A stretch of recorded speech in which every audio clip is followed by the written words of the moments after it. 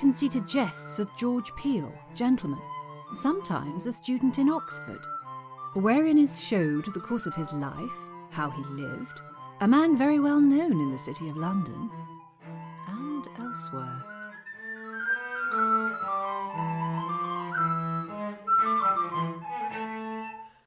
Buy, read, and judge. The price do not grudge. It will do thee more pleasure than twice so much treasure. London.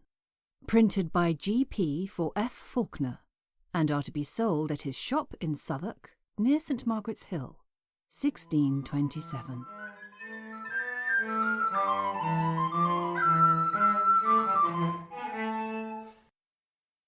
The Jests of George Peele with 4 of his companions at Brainford.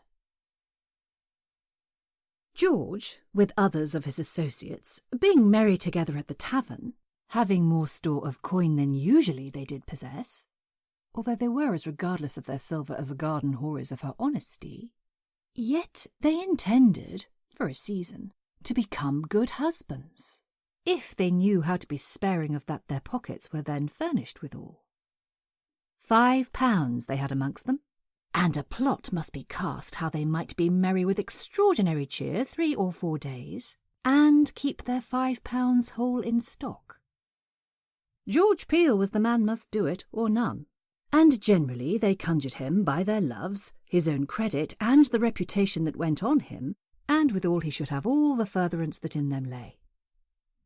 George, as easy as they earnest to be won to such an exploit, consented, and gathered their money together, and gave it all to George, who should be their purse-bearer, and the other 4 should seem as servants to George Peele, and the better to colour it, they should go change their cloaks, the one like the other, so near as they could possible, the which at Beelzebub's brother the broker's they might quickly do. This was soon accomplished, and George was furnished with his black satin suit, and a pair of boots, which were as familiar to his legs as the pillory to a baker's or collier's neck, and he sufficiently possessed his friends with the whole scope of his intent, as, gentle reader, the sequel will show. Instantly they took a pair of oars, whose arms were to make a false gallop no further than Brainford, where their fare was paid them so liberally that each of them, the next tide to London, purchased 2 new waistcoats. Yet should these good benefactors come to their usual places of trade, and if they spy a better fare than their own, that happily the gentleman hath more mind to go withal, they will not only fall out with him that is of their own sweet transporters, as they are, but abuse the fare they carry with foul speeches, as a pox, or the devil go with you, as their godfather, Charon the ferryman of hell, hath taught them. I speak not this of all, but of some that are brought up in the east, some in the west, some in the north, but most part in the south.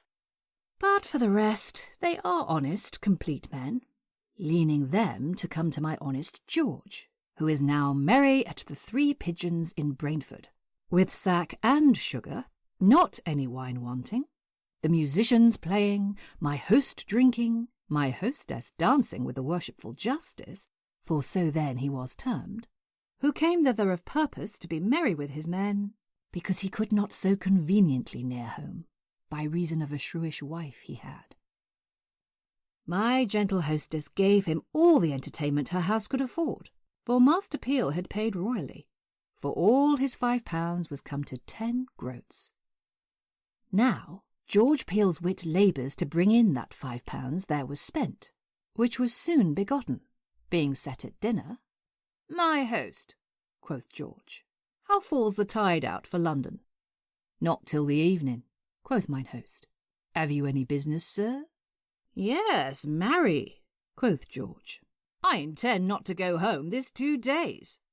Therefore, my host, saddle my manor horse for London, if you be so well furnished, for I must send him for 1 bag more," quoth George.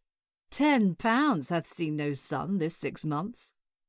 "I am ill furnished if I cannot furnish you with that," quoth mine host, and presently saddled him a good nag, and away rides one of George's men to London, attending the good hour of his Master Peele in London. In the meantime, George bespeaks great cheer to supper, saying he expected some of his friends from London.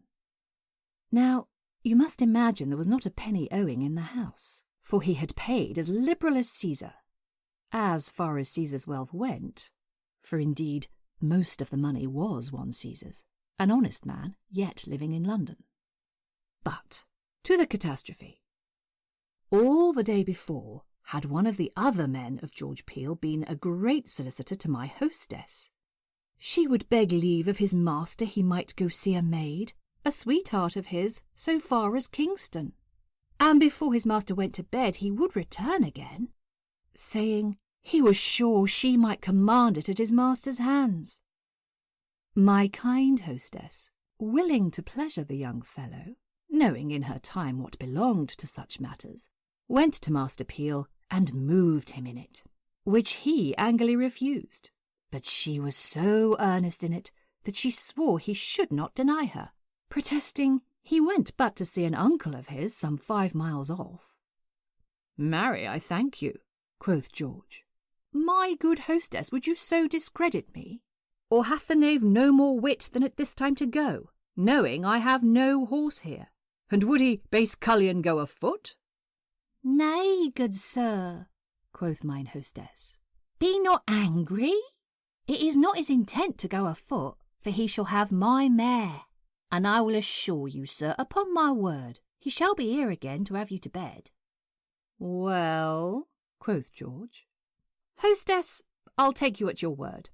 Let him go. His negligence shall light upon you." "So be it," quoth mine hostess. So down goeth she and sends away Civil Thomas, for so she called him, to his sweetheart backed upon her mare, which Thomas, instead of riding to Kingston, took London in his way, where meeting with my other horsemen, attended the arrival of George Peele, which was not long after. They are at London, George in his chamber at Brainford, accompanied with none but one Anthony Knitt, a barber, who dined and supped with him continually, of whom he had borrowed a lute to pass away the melancholy afternoon, of which he could play as well as Banks his horse. The barber very modestly takes his leave. George obsequiously bids him to supper, who, God willing, would not fail. George, being left alone with his 2 supposed men, gave them the mean how to escape, and, walking in the court, George found fault with the weather, saying, it was roarish and cold, which word mine hostess hearing, my kind hostess fetched her husband's holiday gown, which George thankfully put about him, and withal called for a cup of sack, after which he would walk into the meadows and practise upon his lute. "'Tis good for your worship to do so," quoth mine hostess. Which walk George took directly to Sion, where, having the advantage of a pair of oars at hand, made this journey for London. His 2 associates behind had the plot in their heads, by George's instruction, for their escape, for they knew he was gone. My hostess, she was in the market, buying of provision for supper. Mine host, he was at tables, and my 2 masterless men desired the maids to excuse them, if their master came. "For," quoth they, "we will go drink 2 pots with my smug smith's wife at old Brainford." "I warrant you," quoth the maids. So away went my men to the smith's at old Brainford, from thence to London, where they all met, and sold the horse and the mare, the gown and the lute, which money was as badly spent as it was lewdly got. How my host and my hostess looked when they saw the event of this, go but to the 3 pigeons at Brainford. You shall know.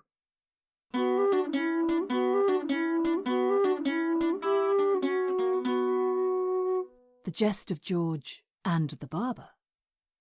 George was not so merry at London, with his capons and claret, as poor Anthony the barber was sorrowful at Brainford for the loss of his lute, and, therefore, determined to come to London to seek out George Peele, which by the means of a kinsman that Anthony Knitt had in London.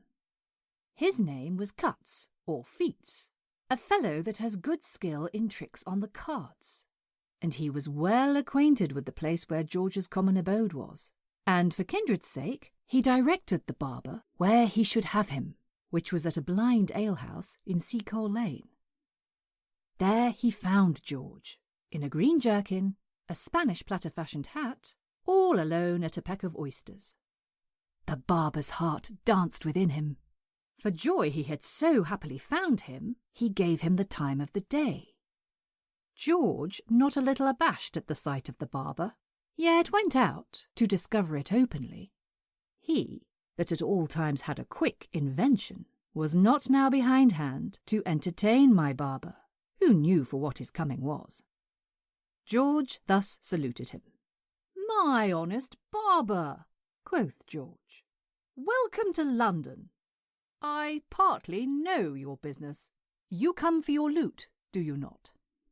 "Indeed, sir," quoth the barber, "for that is my coming." "And believe me," quoth George, "you shall not lose your labour. I pray you, stand to and eat an oyster, and I'll go with you presently. For a gentleman in the city of great worship borrowed it of me for the use of his daughter, that plays exceedingly well, and had a great desire to have the lute. But, sir, if you will go along with me to the gentleman's house, you shall have your lute with great satisfaction. For had not you come, I assure you, I had sent to you. For you must understand that all that was done at Brainford among us mad gentlemen was but a jest and no otherwise." "Sir, I think not any otherwise," quoth the barber. "But I would desire your worship that, as you had it of me in loan, so in kindness you would help me to it again." "Oh God, what else?" quoth George. "I'll go with thee presently, even as I am. For I came from hunting this morning, and should I go by to the certain gentleman above, I should hardly get away." "I thank you, sir," quoth the barber. So on goes George with him, in this green jerkin, a wand in his hand, very pretty, till he came almost at the alderman's house, where, making a sudden stay, "Afore God," quoth George, "I must crave thy pardon at this instant, for I have bethought myself, should I go as I am, it would be imagined I had had some of my lord's hounds out this morning. Therefore I'll take my leave of thee, and meet thee, where thou wilt, about 1 of the clock." "Nay, good sir," quoth the barber, "go with me now, for I purpose, God willing, to be at Brainford to-night." "Sayest thou so?" quoth George. "Why then, I'll tell thee what thou shalt do. Thou art here a stranger, and altogether unknown. Lend me thy cloak and thy hat, and do thou put on my green jerkin, and I'll go with thee directly along." The barber, loath to leave him until he had his lute, yielded to the change. So when they came to the gentleman's porch, he put on George's green jerkin and his Spanish hat, and he the barber's cloak and his hat. Either of them being thus fitted, George knocks at the door, to whom the porter bids heartily welcome, for George was well known, who, at that time, had all the oversight of the pageants.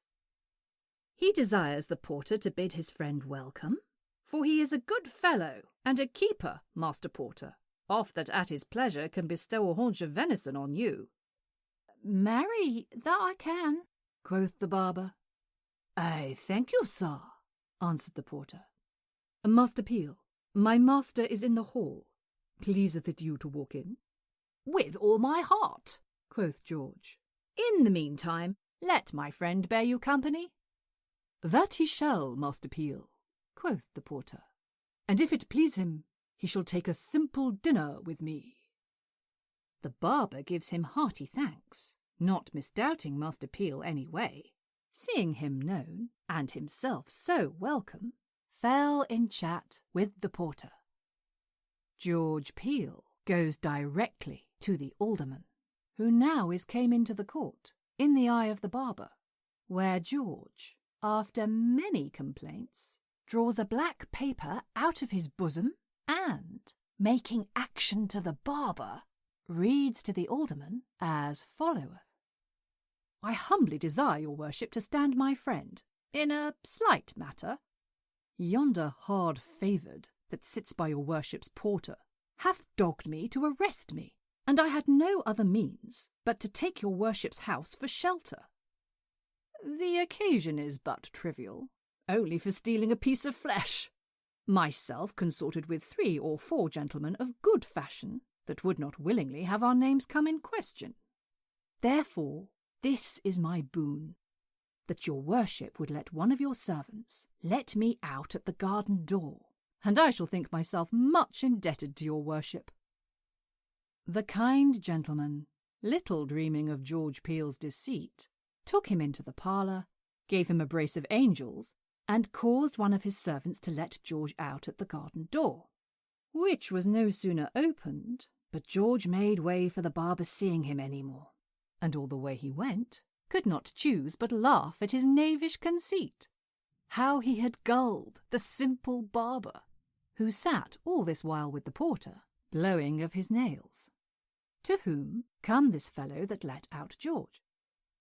"You horse-and keeperly rascal," quoth the fellow, "do you come to arrest any honest gentleman in my master's house?" "Not I, so God help me," quoth the barber. "I pray, sir, where is the gentleman, Master Peele, that came along with me?" "Far enough," quoth the fellow, "for your coming near him, he is gone out at the garden door." "Garden door?" quoth the barber. "Why, have you any more doors than one?" "We have, sir, and get you hence, or I'll set you going, goodman keeper." "Alas," quoth the barber, "sir, I am no keeper. I am quite undone. I am a barber, dwelling at Brainford." And with weeping, tears up, and told him how George had used him. The servant goes in and tells his master, which, when he heard, he could not but laugh at the first, yet in pity of the poor barber, he gave him 20 shillings towards his loss. The barber, sighing, took it, and towards Brainford home he goes. And whereas he came from thence in a new cloak and a fair hat, he went home weeping in an old hat and a green jerkin.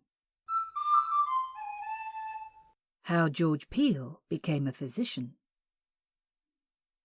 George, on a time being happily furnished both of horse and money, though the horse he hired and the money he borrowed, but no matter how, he was possessed of them. And towards Oxford he rides, to make merry with his friends and fellow students. And in his way he took up Wickham, where he sojourned that night. Being at supper, accompanied with his hostess, among other table talk, they fell into discourse of chirurgery, of which my hostess was a simple professor. George Peele, observing the humour of my she-chirurgeon, upheld her in all the strange cures she talked of, and pressed her womanly endeavour, telling her he loved her so much the better because it was a thing that he professed, both physic and chirurgery. And George had a dictionary of physical words, that it might set a better gloss on that which he seemingly professed, and told his good hostess, at his return, he would teach her something that should do her no hurt. "For," quoth he, "at this instant I am going about a great cure as far as Warwickshire, to a gentleman of great living, and one that hath been in a consumption this half year, and I hope to do him good."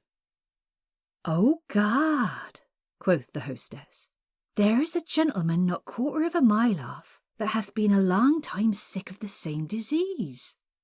"Believe me, sir," quoth the hostess, "would it please your worship ere you depart in the morning but to visit the gentleman, and but spend your opinion of him, I will make no question but the gentlewoman will be very thankful to you." "In faith," quoth George, "haply at my return I may, but at this time my haste is such that I cannot. And so good night, mine hostess." So away went George to bed, and my giddy hostess, right of the nature of most women, thought that night as long as 10, till she was delivered of that burthen of news which she had received from my new doctor, for so he termed himself. Morning being come, at break of the day, mine hostess trudges to this gentleman's house, acquainteth his wife with what an excellent man she had at her house, protesting he was the best seen in physic, and had done the most strangest cures that ever she heard of, saying that if she would but send for him, no question he would do him good. The gentlewoman, glad to hear of anything that might procure the health of her husband, presently sent one of her men to desire the doctor to come and visit her husband. Which message, when George heard, he wondered, for he had no more skill in physic than in music, and they were as distant both from him as heaven from hell. But to conclude, George set a bold face on it, and away went he to the sick gentleman, where, when he came, after some compliment to the gentlewoman, he was brought to the chamber where the ancient gentleman lay, wonderful sick, for all physic had given him over. George begins to feel his pulses and his temples, saying he was very far spent. Yet, quoth he, under God I will do him some good, if nature be not quite extinct. Whereupon he demanded, whether they had ever a garden? That I have, quoth the gentlewoman. I pray you direct me thither, quoth George. Where, when he came, he cut a handful of every flower, herb, and blossom, or whatsoever else in the garden, and brought them in the lapis of his cloak, boiled them in ale, strained them, boiled them again, and when he had all the juice out of them, of which he made some pottle of drink, he caused the sick gentleman to drink off a maudlin cupful, and willed his wife to give him of that same at morning, noon, and night, protesting if anything in this world did him good, it must be that. Giving great charge to the gentlewoman to keep him wonderful warm, and at my return, quoth George, some 10 days hence, I will return and see how he fares. For, quoth he, by that time something will be done, and so I will take my leave. Not so, quoth the gentlewoman. Your worship must needs stay and take a simple dinner with me to-day. Indeed, quoth George, I cannot now stay, my haste is such. I must present to horse. You may suppose George was in haste until he was out of the gentleman's house, for he knew not whether he had poisoned the gentleman or not, which made him so eager to be gone out of the gentleman's house. The gentlewoman, seeing she could by no means stay him, gave him 2 brace of angels, which never shined long in his purse, and desired him at his return to know her house, which George promised, and with seeming niceness took the gold, and towards Oxford went he, 40 shillings heavier than he was, where he bravely domineered, while his physical money lasted. But to see the strangeness of this, whether it was the virtue of some herb which he gathered, or the conceit the gentleman had of George Peele, but it so pleased God, the gentleman recovered, and in 8 days walked abroad, and that fortunate potion, which George made at random, did him more good than many pounds that he had spent in half a year before in physic. George, his money being spent, he made his return towards London, and when he came within a mile of the gentleman's house, he inquired of a country fellow how such a gentleman did. The fellow told him, God be praised, his good landlord was well recovered by a virtuous gentleman that came this way by chance. Art thou sure of it? Quoth George. Yes, believe me, quoth the fellow. I saw him in the fields but this morning. This was no simple news to George. He presently set spurs to his horse, and whereas he thought to shun the town, he went directly to his inn, at whose arrival the hostess clapped her hands, the ostler laughed, the tapster leapt, the chamberlain ran to the gentleman's house and told him the doctor was come. How joyful the gentleman was, let them imagine that have any after-healths. George Peele was sent for, and after 1,000,000 of thanks from the gentleman and his friends, George Peele had £20 delivered him. For which money, how long it was a-spending, let the taverns in London witness.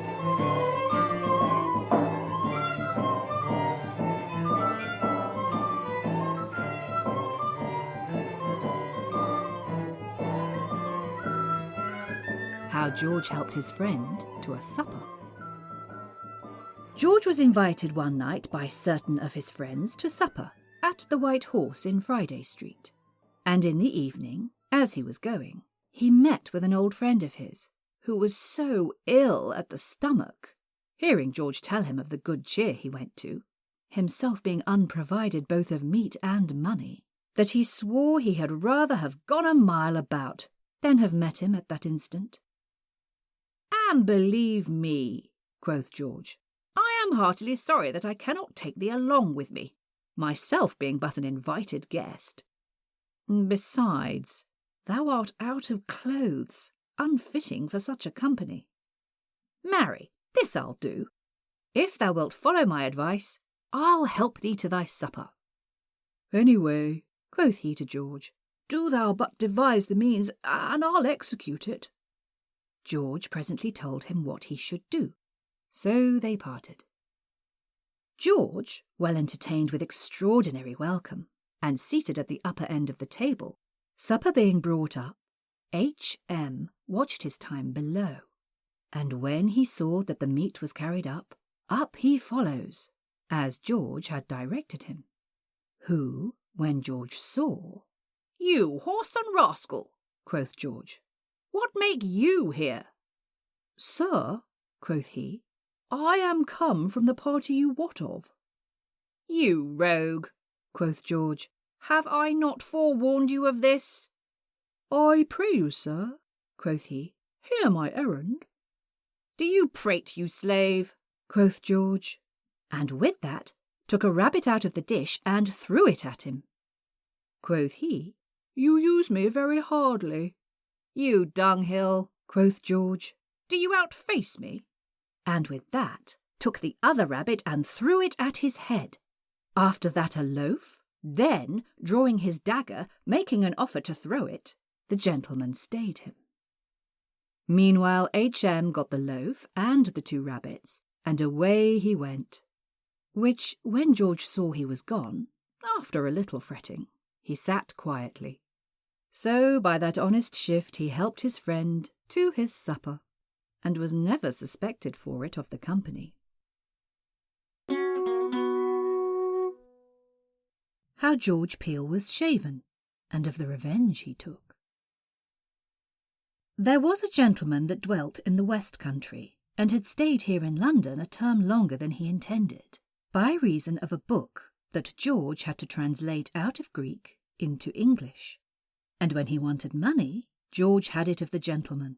But the more he supplied him of coin, the further off he was from his book, and could get no end of it, neither by fair means, entreaty, or double payment. For George was of the poetical disposition, never to write so long as his money lasted, some quarter of the book being done, and lying in his hands at random. The gentleman had plotted a means to take such an order with George next time he came, that he would have his book finished. It was not long before he had his company. His arrival was for more money. The gentleman bids him welcome, causeth him to stay dinner, where, falling into discourse about his book, found that it was as near ended as he left it 2 months ago. The gentleman, meaning to be gulled no longer, caused 2 of his men to bind George hand and foot in a chair.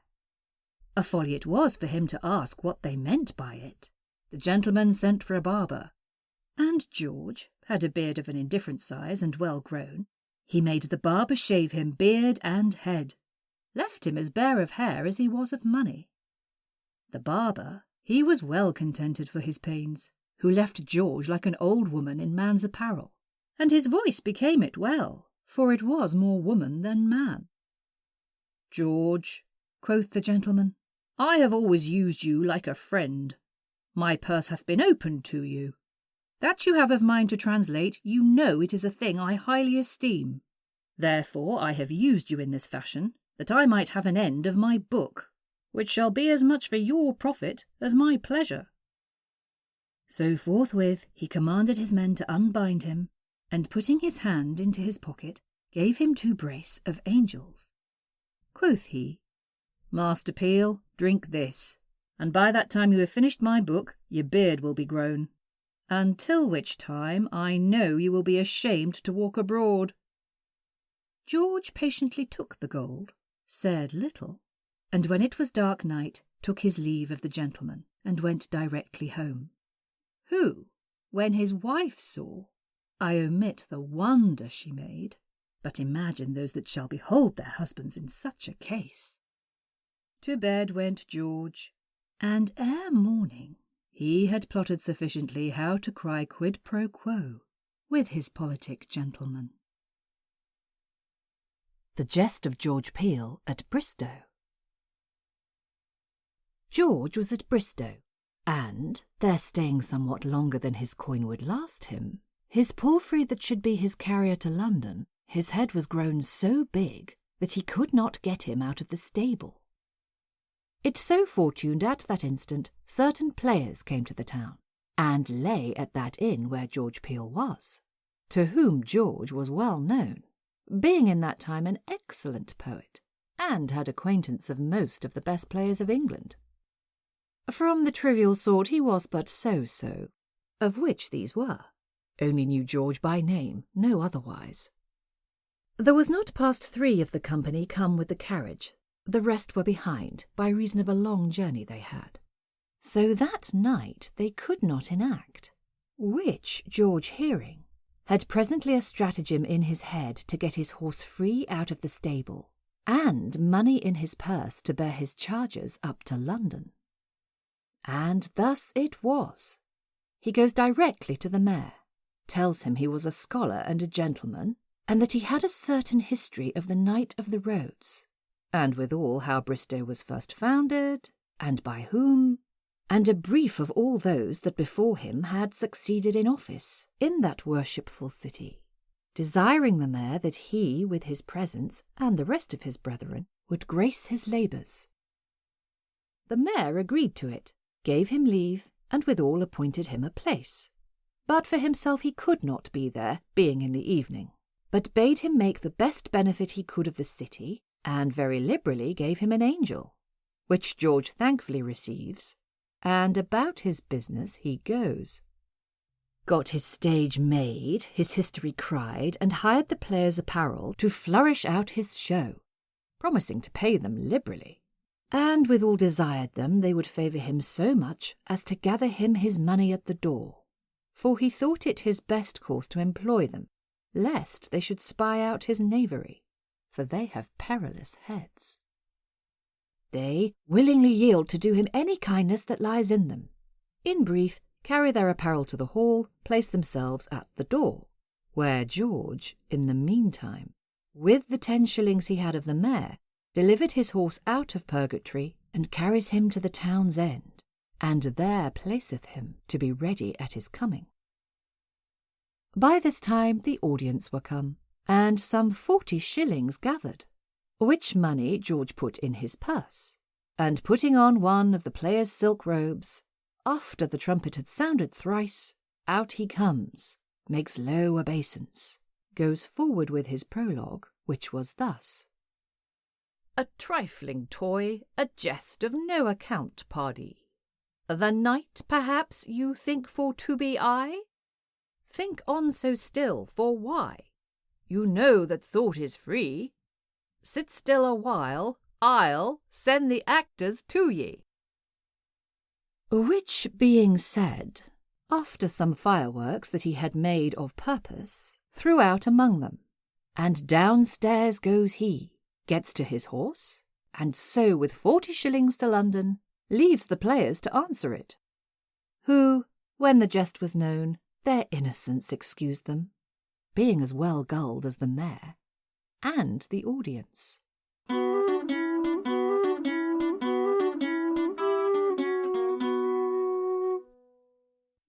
How George gulled a punk, otherwise called a crosserbell. Coming to London, he fell in company with a cockatrice, which pleased his eye so well that George fell a-boarding of her, and proffered her the wine, which my crosserbell willingly accepted. To the tavern they go, where, after a little idle talk, George fell to the question about the thing you wot of. My she-hobby was very dainty, which made George far more eager, and my lecherous animal proffered largely to obtain his purpose. To conclude, nothing she would grant unto except ready coin, which was 40 shillings, not a farthing less. If so he would, next night she would appoint him where he should meet her. George saw how the game went, that she was more for lucre than for love. Thus cunningly he answered her. "Gentlewoman, howsoever you speak, I do not think your heart agrees with your tongue. The money you demand is but to try me, and indeed but a trifle to me. But because it shall not be said I bought that gem of you I prize so highly, I'll give you a token tomorrow that shall be more worth than your demand, if you so please to accept it." "Sir," quoth she, "it contenteth me well, and so, if please you, at this time we'll part, and tomorrow in the evening meet you where you shall appoint." The place was determined, and they kissed and parted. She home, George into St. Thomas Apostle's, to a friend of his, of whom he knew he could take up a petticoat of trust. The first letter of his name begins with G. A petticoat he had of him at the price of 5 shillings, which money is owing till this day. The next night being come, they met at the place appointed, which was a tavern. There they were to sup. That ended, George was to go home with her, to end his yeoman's plea in her common case. But Master Peele had another drift in his mazard, for he did so ply her with wine that in a small time she spun such a thread that she reeled homewards, and George, he was fain to be her supporter. When to her house she came, with nothing so much painting in the inside as her face had on the outside, with much ado her maid had her to bed, who was no sooner laid but she fell fast asleep. Which, when George perceived, he sent the maid for milk and a quart of sack to make a posset, where before her return George made so bold as to take up his own new petticoat, a fair gown of hers, 2 gold kings that lay in the window, and away he went. The gown and the gold kings he made a chaffer of. The petticoat he gave to his honest wife, one of the best deeds he ever did to her. How the crosserbell looked when she awaked and saw this, I was never there to know. How the gentleman was gulled for shaving of George. George had a daughter of the age of 10 years, a girl of a pretty form, but of an excellent wit. All part of her was father, save her middle, and she had George so tutored all night that although himself was the author of it, yet had he been transformed into his daughter's shape, he could not have done it with more conceit. George at that time dwelt at the Bankside, from whence comes this she-sinnow, early in the morning, with her hair dishevelled, wringing her hands, and making such pitiful moan, with shrieks and tears and beating of her breast, that made the people in amaze. Some stood wondering at the child, others plucked her to know the occasion, but none could stay her by any means, but on she kept her journey, crying, "Oh, her father, her good father, her dear father!" over the bridge, through Cheapside, and so to the Old Bailey, where the gentleman sojourned. There, sitting herself down, 100 people gaping upon her, there she begins to cry out, "Woe to that place that her father ever saw it! She was cast away. Her mother was undone. Till, with the noise, one of the gentleman's men coming down, looked on her and knew her to be George Peele's daughter. He presently runs up and tells his master, who commanded his man to bring her up.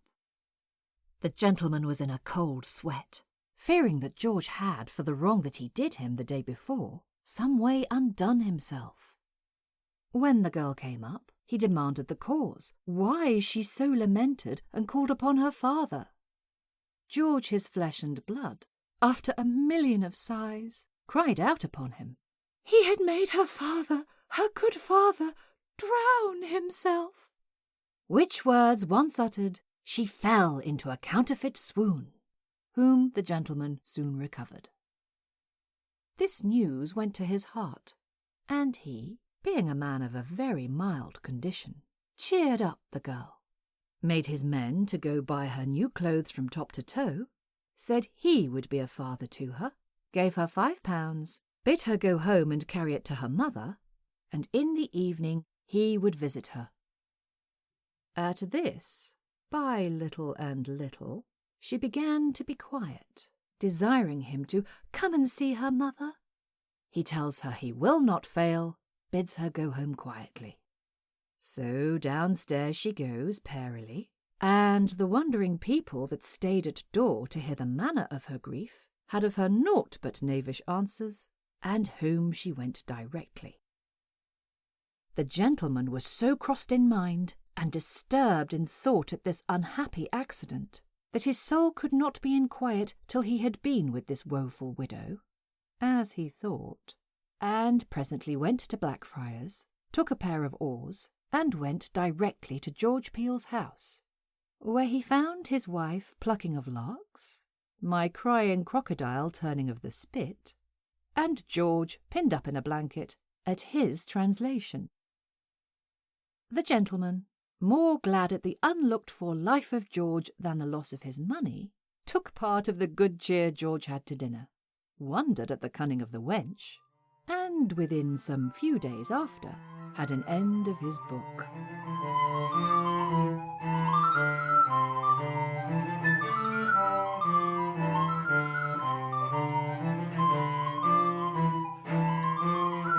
How George read a playbook to a gentleman. There was a gentleman whom God had endued with good living to maintain his small wit. He was not a fool absolute, although in this world he had good fortune, and he was in a manner an ingle to George, one that took great delight to have the first hearing of any work that George had done, himself being a writer, and had a poetical invention of his own, which, when he had with great labour finished, their fatal end was for privy purposes. This self-conceited Brock had George invited to 60 sheets of paper, whose Christianly pen had writ finis to the famous play of the Turkish Mahomet and Hieron the fair Greek, in Italian called a courtesan, in Spain a Marguerite, in French un cartin, in England, among the barbarous, a whore, but among the gentle, their usual associates, a punk. But now, the word refined being latest, and the authority brought from a climate as yet unconquered, the fruitful county of Kent, they call them crosabelle, which is a word but lately used, and fitting with their trade, being of a lovely and courteous condition.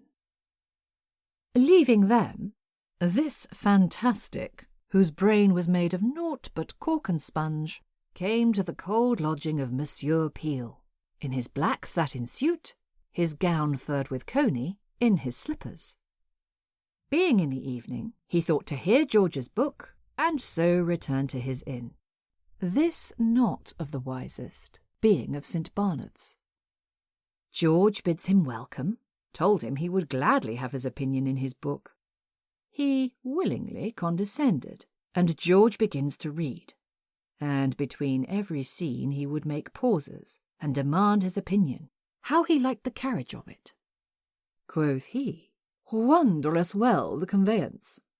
"Oh, but," quoth George, "the end is far better." For he meant another conveyance, ere they two parted, George was very tedious in reading, and the night grew old. "I protest," quoth the gentleman, "I have stayed over long. I fear me I shall hardly get into mine inn." "If you fear that," quoth George, "we will have a clean pair of sheets, and you shall take a simple lodging here." This house-gull willingly embraced it, and to bed they go, where George, in the midst of the night, spying his time, put on this dormouse his clothes, desired God to keep him in good rest, honestly takes leave of him and the house, to whom he was indebted 4 nobles. When this drome awaked, and found himself so left, he had not the wit to be angry, but swore scurvily at the misfortune, and said, "I thought he would not have used me so." And although it so pleased the fates he had another suit to put on, yet he could not get thence till he had paid the money George ought to the house, which, for his credit, he did. And when he came to his lodging, in anger he made a poem of it. "Peele is no poet, but a gull and a clown, to take away my clothes and gown. I vow by love, if I can see him wear it, I'll give him a glig, and patiently bear it." How George Peele served 60 citizens. George once had invited 60 of his friends to a great supper, where they were passing merry, no cheer wanting, wine enough, music playing, the night growing on, and being upon departure, they call for a reckoning. George swears there is not a penny for them to pay. They, being men of good fashion, by no means will yield unto it, but every man throws down his money, some 10 shillings, some 5, some more, protesting something they will pay. "Well," quoth George, taking up all the money, "seeing you will be so wilful, you shall see what shall follow." He commands the music to play, and while they were skipping and dancing, George gets his cloak, sends up 2 bottles of hypocrist, and leaves them and the reckoning to pay. They, wondering at the stay of George, meant to be gone, but they were stayed by the way, and before they went, forced to pay the reckoning anew. This showed a mind in him he cared not whom he deceived, so he profited himself, for the present. A Jest of George riding to Oxford. There was some 6 of citizens that had oftentimes been solicitous to George, he being a master of art at the University of Oxford, that he would ride with them to the commencement, it being at midsummer. George, willing to pleasure the gentlemen his friends, rode along with them. When they had rode the better part of the way, they baited at a village called Stoken, 5 miles from Wickham. Good cheer was bespoken for dinner, and frolic was the company. All but George, who could not be in that pleasant vein that ordinarily did possess him, by reason he was without money. But he had not fetched 40 turns about the chamber before his noddle had entertained a conceit how to money himself with credit, and yet glean it from some one of the company. There was among them one excellent ass, a fellow that did nothing but frisk up and down the chamber, that his money might be heard chide in his pocket. This fellow had George observed, and secretly conveyed his gilt rapier and dagger into another chamber, and there closely hid it. That done, he called up the tapster, and upon his cloak borrows 5 shillings for an hour or so till his man came, as he could fashion it well enough. So much money he had, and then, who more merry than George? Meat was brought up. They set themselves to dinner, all full of mirth, especially my little fool, who drank not of the conclusion of their feast. Dinner ended, much prattle passed. Every man begins to buckle to his furniture, among whom this Hitchcock missed his rapier, at which all the company were in amaze, he besides his wits, for he had borrowed it of a special friend of his, and swore he had rather spend 20 nobles. "This is strange," quoth George. "It should be gone in this fashion, none being here but ourselves and the fellows of the house," who were examined, but no rapier could be heard of. All the company much grieved, but George, in a pitiful chafe, swore it should cost him 40 shillings, but he would know what was become of it, if art could do it. And with that he caused the ostler to saddle his nag, for George would ride to a scholar, a friend of his, that had skill in such matters. "Oh, good Master Peele," quoth the fellow, "want no money, here is 40 shillings, see what you can do, and if you please I'll ride along with you." "Not so," quoth George, taking his 40 shillings. "I'll ride alone, and you be as merry as you can till my return." So George left them, and rode directly to Oxford. There he acquaints a friend of his with all the circumstance, who presently took horse, and rode along with him to laugh at the jest. When they came back, George tells them he had brought one of the rarest men in England, whom they with much compliment bid welcome. He, after a distracted countenance and strange words, takes this bullfinch by the wrist, and carries him into the privy, and there willed him to put in his head, but while he had written his name and told 40, which he willingly did. That done, the scholar asked him what he saw. "By my faith, sir, I smelt a villainous scent, but I saw nothing." "Then I have," quoth he, and with that directed him where his rapier was, saying, "It is just northeast, enclosed in wood, near the earth." For which they all made diligent search, till George, who had hid it under a settle, found it, to the comfort of the fellow, the joy of the company, and the eternal credit of his friend, who was entertained with wine and sugar. And George redeemed his cloak, rode merrily to Oxford, having coin in his pocket, where this loach spares not for any expense, for the good fortune he had in the happy finding of his rapier.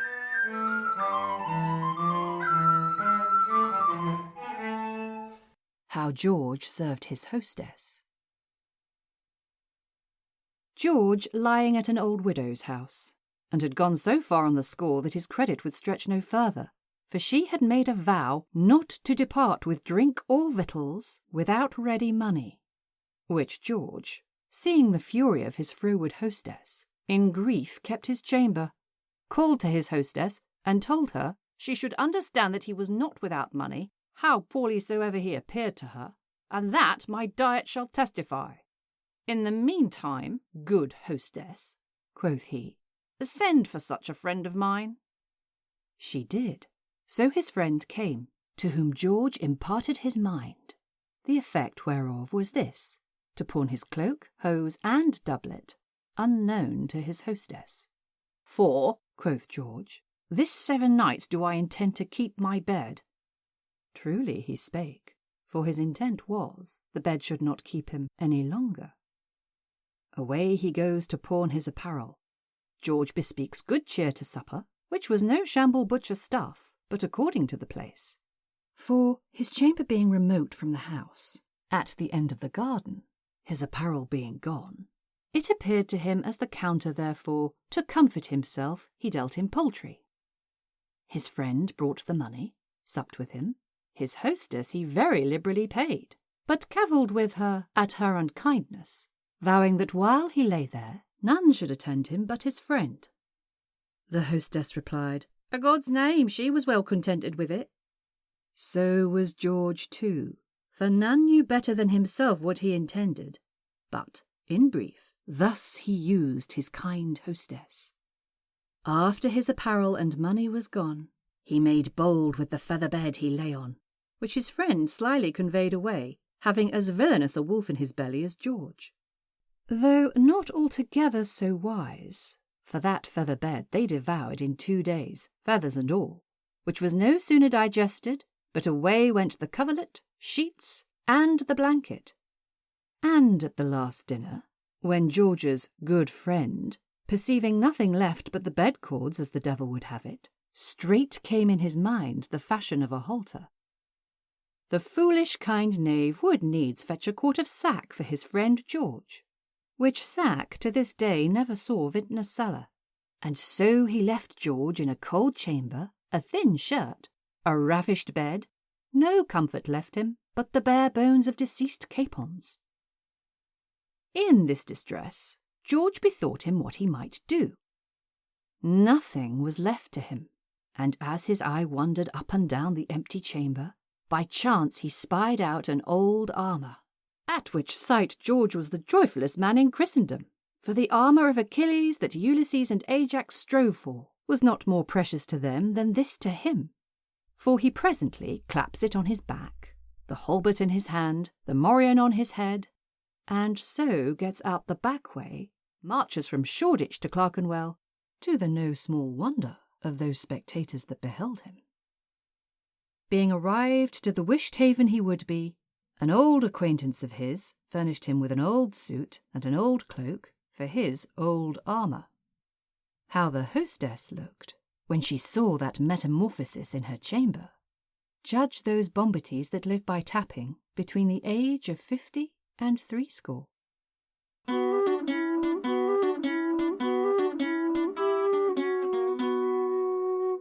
How he served a tapster. George was making merry with 3 or 4 of his friends in Pie Corner, where the tapster of the house was much given to poetry, for he had engrossed the Knight of the Sun, Venus and Adonis, and other pamphlets which the stripling had collected together. And knowing George to be a poet, he took great delight in his company, and out of his bounty would bestow a brace of cans on him. George, observing the humour of the tapster, meant presently to work upon him. "What will you say," quoth George to his friends, "if out of this spirit of the cellar I fetch a good angel that shall bid us all to supper?" "We would gladly see that," quoth his friends. "Content yourself," quoth George. The tapster ascends with his 2 cans, delivers one to Master Peele, and the other to his friends, gives them kind welcome.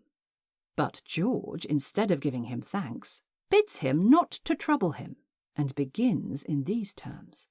"I protest, gentlemen, I wonder you will urge me so much, I swear I have it not about me." "What is the matter?" quoth the tapster. "Has any one angered you?" "No, faith," quoth George. "I'll tell thee, it is this.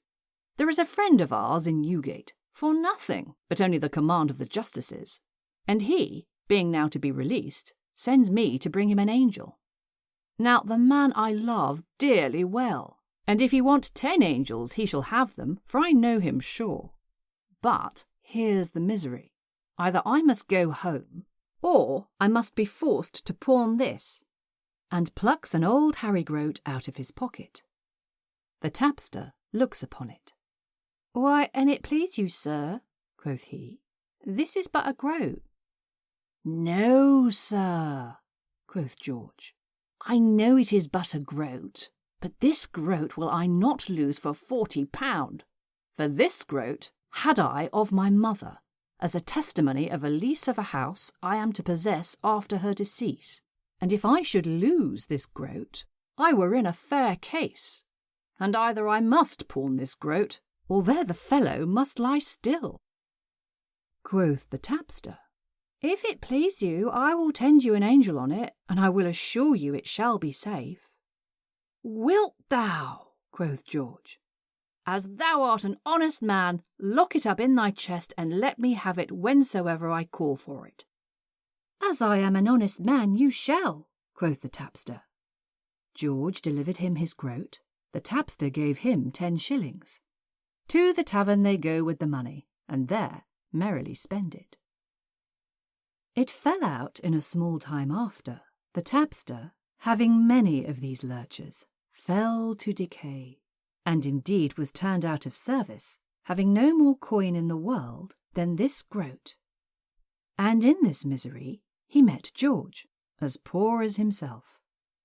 "Oh, sir," quoth the tapster, "you are happily met. I have your groat safe, though since I saw you last I have bid great extremity, and I protest, save that groat, I have not any 1 penny in the world.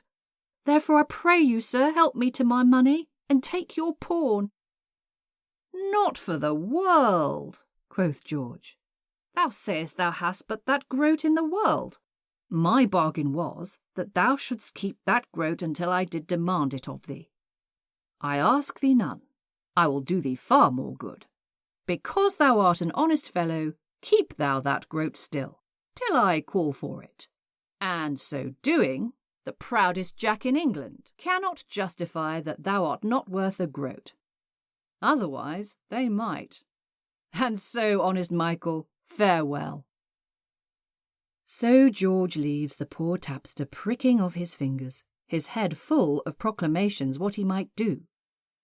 At last, sighing, he ends with this proverb: For the price of a barrel of beer, I have bought a groat's worth of wit.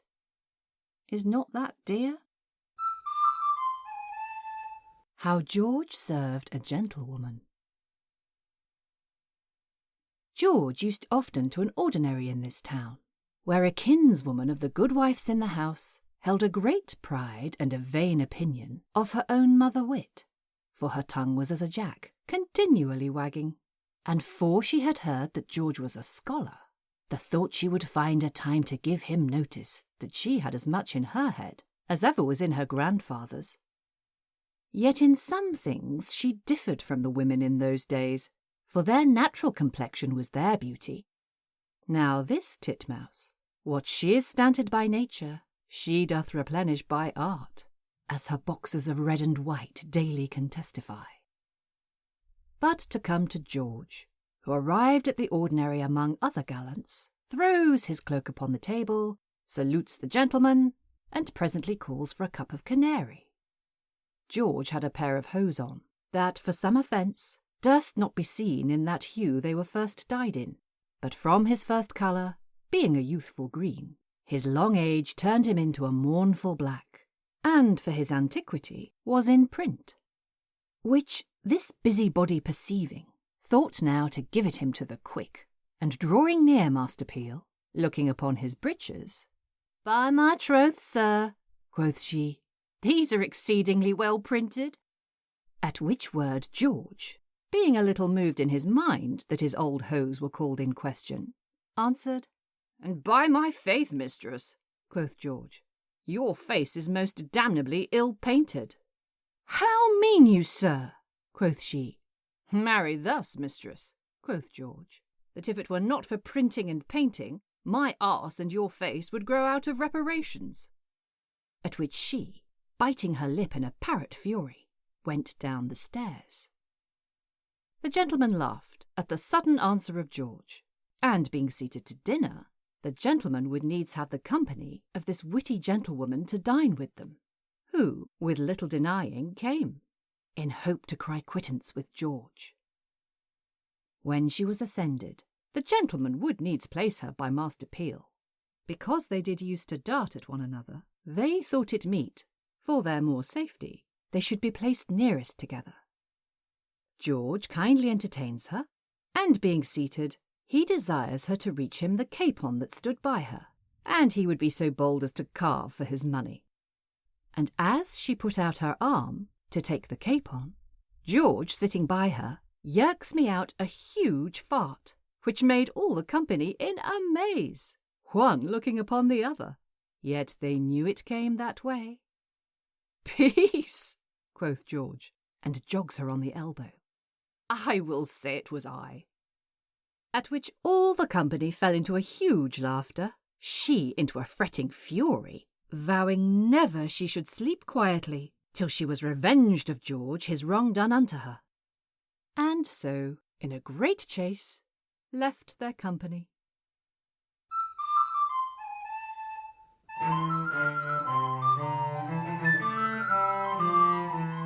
Merry Conceited Jests of George Peele was narrated by Sarah Blake, with music by Tom Cowell. It was produced by Sounds Curious for Beyond Shakespeare.